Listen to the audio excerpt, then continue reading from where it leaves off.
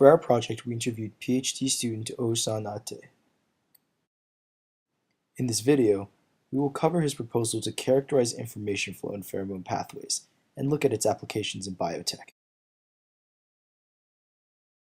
Hello, I am Atay. I'm a first-year PhD student in the Department of Biology, and I am working with Kaan and Daniel Fisher, and we work on yeast cell cycle. As I said before, we work with yeast cell cycle, and yeast cell cycle in yeast cell cycle and mammalian cell cycle have many similarities. So in that sense, it is conserved. And also, yeast is a very easy to manipulate organism. Yeast takes in a lot of information from environment, like temperature, heat, nutrients, and the presence of other types of yeast cells, and decides whether to divide or not to divide. So if there is, specifically, if there are A cells and alpha cells, and if it senses the presence of the other type, it will stop the cell cycle. Cell cycle normally goes through G1, S, G2 and M cycles. So normally it will go through this yeast cell cycle and will make 2 cells out of 1.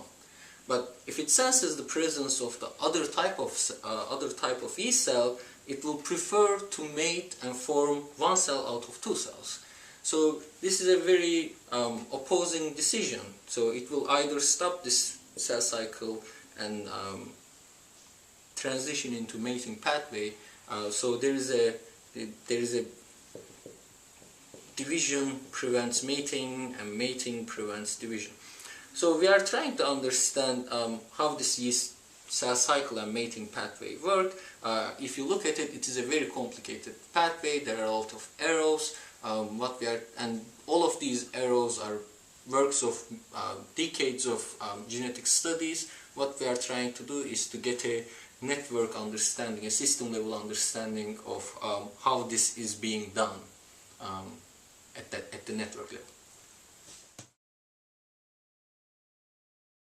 But what we are trying to do is to analyze this complicated, all those arrows from a different point of view, from the point of view of information transfer. So, as I said at the beginning of the talk, yeast senses a lot of information from outside, and then it brings together all of these information to decide what to do. So there is a mapping of information to a basically bistable system of division or not division. But in the case of mating pathway, there are more than one output cases. So it can form elongated cells.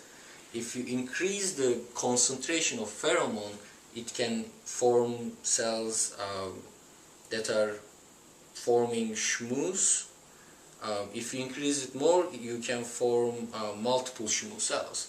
So this indicates that according to the outside pheromone concentration, cell is deciding between more than one output.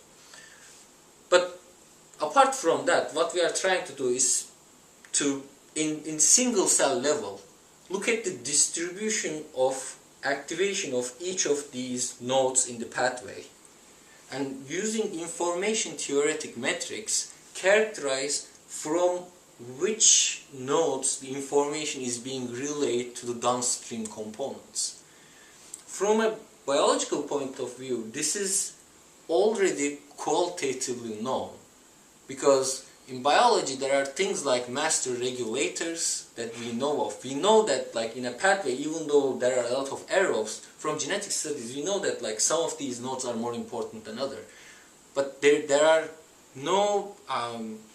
is not much quantitative understanding of this importance. So by using information as a metric, we will try to understand how this information is being relayed, and we think that it will help us figure out modules in the network, parts that are doing one specific function for the network output. What we are trying to do is to understand the pathway better and understand principles governing networks better. But of course, because we are working with cell cycle, there is an immediate implication of this, because there is a decision that the cell is making, which is dividing or not dividing, which is exactly the same decision as our cells do.